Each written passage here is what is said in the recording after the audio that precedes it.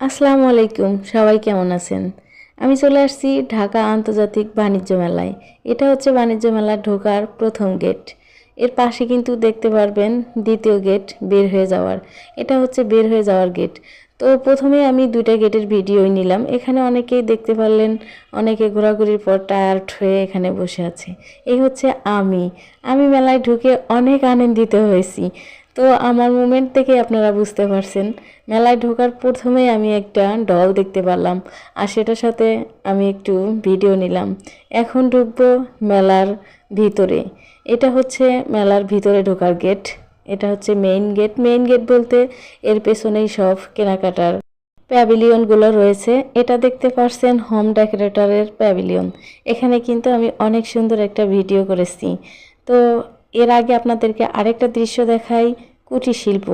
এই তো আমি যাচ্ছি কুটির শিল্পের দিকে। এখানে ঘর সাজানোর অনেক কুটির শিল্প রয়েছে।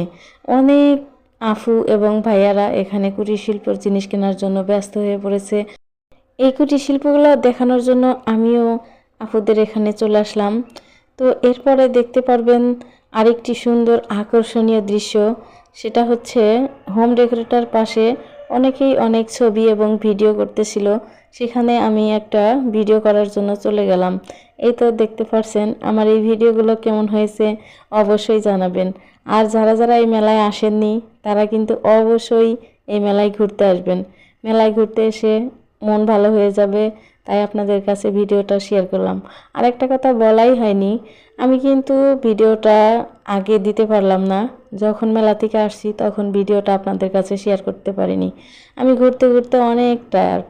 দেখতে পাচ্ছেন খাবার জন্য এসেছি। এখানে খাবারের খুবই দাম, তারপরেও কিছু না খেলে কি হয়, আমি অনেক ক্ষুধার্ত ছিলাম। এখন আমরা মেলা থেকে বের হয়ে যাব, তাই এখানে আর বেশি সময় দেরি করছি না।